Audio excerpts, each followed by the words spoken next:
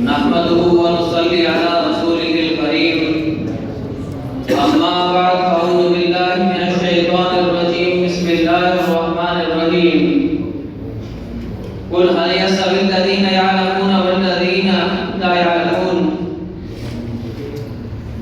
میرے محترم مکرم اساتذہ کرام اور ہم وقت الاسلام میں آج جس عنوان پر گفتگو کرنے آیا ہوں وہ ہے فاتح قادیات مولانا ثناء اللہ امرت پتھری رحمہ اللہ۔ آپ رحمہ اللہ 1868 کے اندر امرتسر کے اندر پیدا ہوئے، 7 سال کی عمر کو پہنچے تو آپ کے والد محترم اس دنیا سے کوچ کر گئے۔ آپ 14 سال کی عمر کو پہنچے، آپ کی والدہ محترمہ بھی اس دنیا سے رحلت فرما گئی۔ آپ جب اس کے بعد اپنے بڑے بھائی کے ساتھ ریفو گری کا کام کرتے تھے، ایک بزرگ نے کہ کہنے پر آپ کو علم دین اہل اسلام کا، دین تعلیم کا آپ کو شوق دامن میں گھیر ہوا تو آپ نے اس وقت احمد اللہ امرتسری سے آپ نے دین اسلام کی ابتدائی کتب پڑھی۔ اس کے بعد استاد الپنجاب مولانا عبد المنان وزیر آبادی سے آپ نے درس حدیث سیکھا۔ اس کے بعد آپ شد الرحل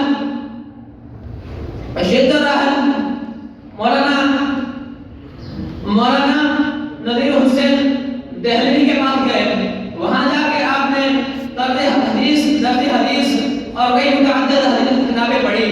اس کے بعد آپ سہارنپور چلے گئے، وہاں سے بھی آپ نے سند فراغت حاصل کی۔ اس کے بعد آپ کانپور چلے گئے، وہاں جا کے آپ نے معقول، منقول اور درس حدیث کا علم سیکھا۔ وہاں سے فراغت کے بعد آپ نے مسجد تدریس پر بیٹھ گئے۔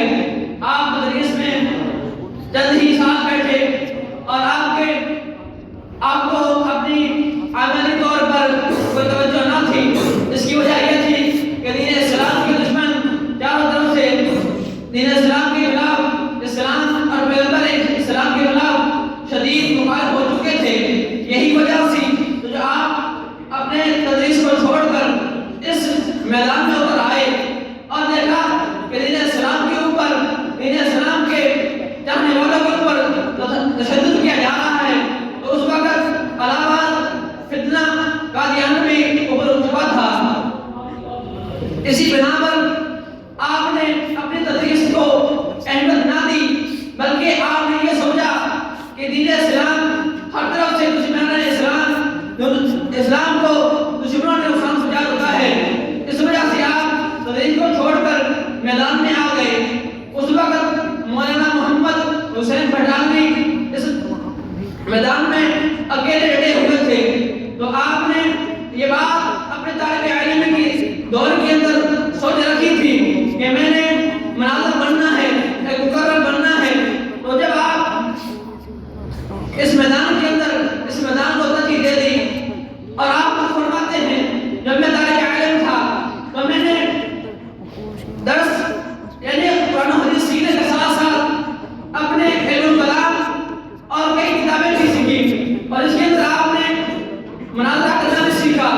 سب کچھ آپ نے سیکھنے کے بعد سب سے پہلے آپ نے قادیانیوں کے خلاف مناظرے شروع کیے۔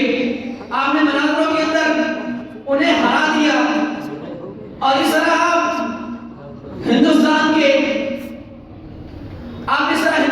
کے مشاہیر علماء میں شامل ہوتے ہیں۔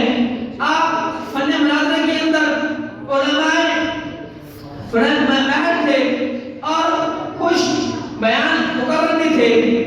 آپ مصنف اور متعدد کتابوں کے مصنف بھی تھے، اور آپ نے دیگر کتابیں قادیانیوں کے خلاف، اور جس وقت اس شہر کے اندر یعنی انجمن، اس وقت ان شہروں کے اندر اسلامی حکومت تھی، اس وقت عیسائیوں، انگریزوں، یہودیوں اور دوسرے کئی مذاہب کے خلاف، آرائیوں کے خلاف آپ نے مناظرے کیے۔ اس وقت صرف میدان کے اندر مولانا محمد حسین بھٹانوی تھے، ان کا آپ نے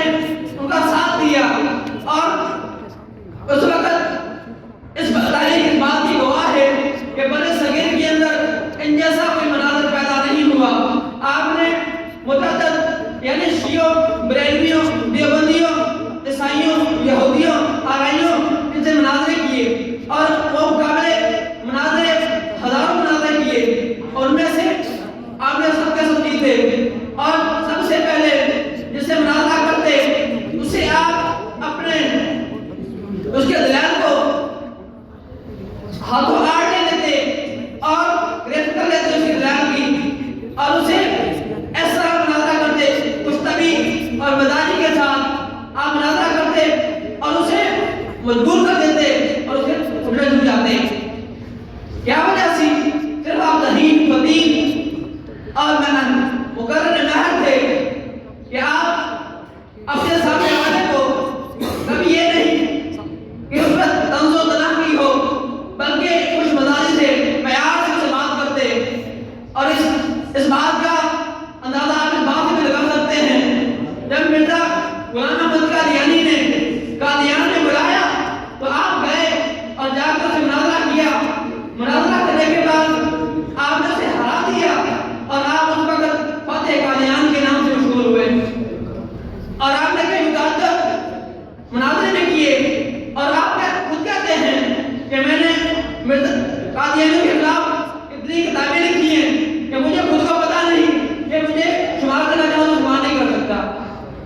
یہ تھی آپ کی سماعت جو آپ نے اپنے وجود بہتا وقت کے اندر کی. آپ شروع سے ہی اس بات کی طرف راغب تھے اور اس پر متوجہ تھے کہ آپ مناظرہ کریں. آپ دین اسلام کے لیے کئی کتابیں بھی لکھی آپ نے.